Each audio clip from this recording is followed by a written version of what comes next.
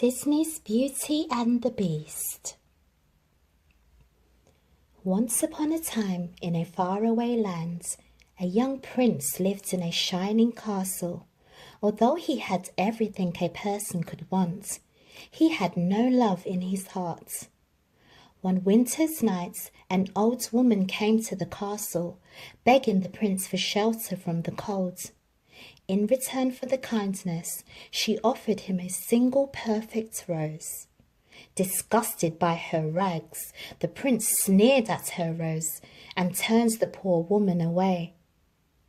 "Do not be fooled by my appearance," she warned him. "There's beauty to be found in all things." Then in a flash, the woman's ugliness melted away to reveal a lovely enchantress. As punishment for his selfishness, the enchantress turned the prince into a hideous beast, the castle into a dark fortress, and the servants into household objects. Before she left, she gave the prince 2 gifts: a magic mirror that allowed him to see the outside world, and the rose which would only live until his 21st birthday. "If you learn to love another and to earn her love in return before the last petal of the rose has fallen," said the enchantress, "the spell will be broken. If not, you will remain a beast forever." A few years passed. One day, in a village not far from the castle, a young girl named Belle was crossing the town square. Belle loved to read, and as usual, she had her nose in a book. The handsome but conceited Gaston watched her. Gaston admired Belle almost as much as he admired himself. "She is the girl I'm going to marry," he declared. When Belle got home, her father Maurice greeted her excitedly. "I've just finished my latest invention," he exclaimed. "I hope it works." "Of course it will," Belle reassured him. "I'm sure it will win first prize at the fair." That afternoon, Maurice hitched his invention to his horse, Philippe, and set off for the fair. But Maurice and Philippe became lost as they rode through the forest. Suddenly they heard the howling of wolves.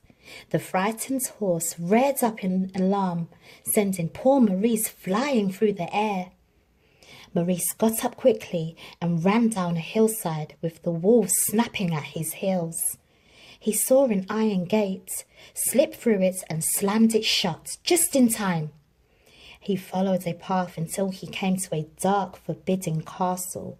When no one answered his knock, Maurice opened the creaking door and let himself in. No sooner was he inside than a strange thing happened. A candlestick bowed and began talking to him. "Welcome, my good man," said the candlestick. Then a clock stepped out of the shadows and scolded the candlestick. "Lemire, you know our master said not to let anyone in."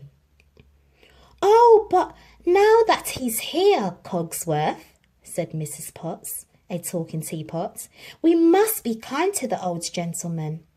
Her teacup son Chip agreed. So they gave Maurice some tea and a bite to eat, and a chair to rest in. Suddenly a dreadful beast burst into the room. "A stranger!" roared the beast. "What are you doing here?" "I just needed a place to stay," said Maurice timidly. "I'll give you a place to stay," shouted the beast. Then he scooped Maurice up in his hairy paws and carried him off to the dungeon.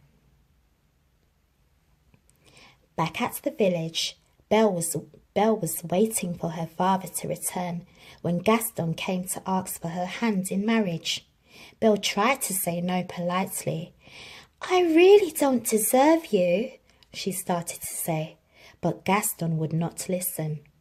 He had her backed up against the door when Belle reached for the doorknob. She opened the door and sent him sprawling down the steps into a giant puddle. Later, Belle heard Philippe whining outside her window. "Where is father?" she said to the horse. "Did something happen to him?" Belle threw on a cloak and leaped onto Philippe's back. "Take me to Papa," she commanded. Philippe sped through the misty forest until he came to the dark, uninviting castle. Belle saw her father's hat lying just inside the gate. She tied Philippe to a post and followed the path up to the castle. She pushed open the door and stepped inside. "Papa, where are you?" called Belle. Lemire, Cogsworth, Mrs. Potts and Chip followed her.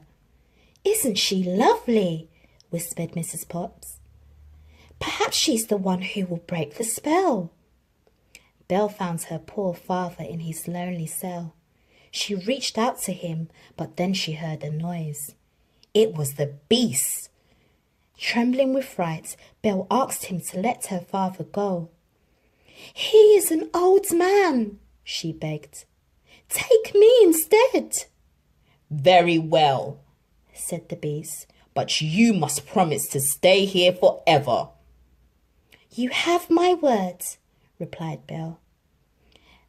Then, before Belle could say a proper goodbye, the beast dragged Maurice away and sent him home in an enchanted coach. Maurice raced to the village tavern to get help. "A hideous beast has Belle locked up in his castle," he cried. But Gaston and the villagers only laughed at him, so he left by himself to find Belle. At the castle, Belle soon made friends with the servants. They were sure that Belle was the one who could break the spell of the enchantress and turn them back into real people. They would have a huge party if that had happened. Lemire tried to convince the beast to be more friendly to Belle. "She's a pretty girl," said the candlestick, "and you need to find love before your 21st birthday to break the spell." "It's useless," sighed the beast. "She's so beautiful, and well, look at me." Even so, the beast took Belle for walks in the garden and showed her his splendid library. In return, Belle began to teach him how to behave like a gentleman. Slowly, Belle and the beast were becoming friends. One night after dinner, the beast bashfully led Belle to the ballroom. It wasn't long before they were waltzing gracefully across the dance floor. "Are you happy here?" the beast asked. "Yes," said Belle. "If only I could see Papa." "There is a way," said the beast, handing her his magic mirror. Belle gasped at the sight of her father, sick and lost in the forest. "You must go to him," said the beast sadly. "Take the mirror with you." Belle found her father, and with the help of Philippe, she got him home to bed soon. Maurice was well again. Not long after, a strange man came to their door. Gaston and the villagers were with him. "Gaston tells me that Maurice has been raving about a beast," the man told Belle. "I have come to take your father away to the hospital." "Never!" replied Belle. "I will prove to you that my father is not crazy." She held up the magic mirror so that everyone could see the beast. The villagers cried out in fright when they saw the beast in the mirror. "That beast is dangerous!" Gaston shouted. "I say we go to the castle and get rid of him before he harms anyone." Belle tried to stop them, but it was no use. Soon the angry crowd was storming the beast's castle. As Gaston ran upstairs to search for the beast, the villagers broke into the dining hall. but the beast's loyal servants were ready and waiting to attack. The villagers were no match for the pitchers, clocks, footstools, and brushes. Soon they turned and fled from the castle in defeat. Meanwhile, Gaston found the beast and chased him onto the roof. "Get up and fight!" Gaston taunted. But ever since Belle had left the castle, the beast had lost interest in living.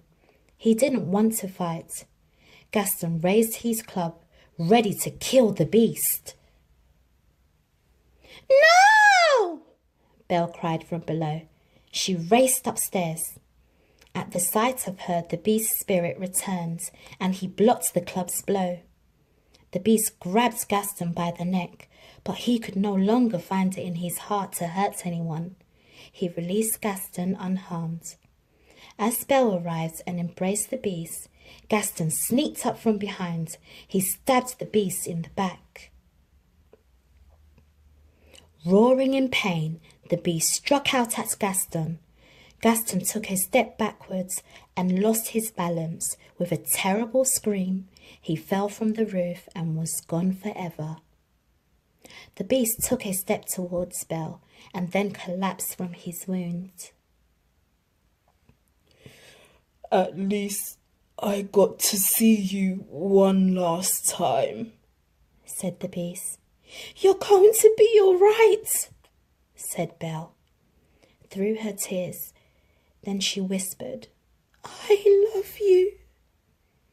In the beast's room, Lemire and Cogsworth watched in despair as the rose shed its last petal. But then a sparkling magical light surrounded the beast. His paws became hands and feet, and the rest of his body was restored to its former handsome state. Belle looked on in amazement as the beast turned into a prince. One by one, the objects in the house became human again. The spell was broken. The prince and Belle looked into each other's eyes as they kissed. They knew that they would live happily ever after. The end.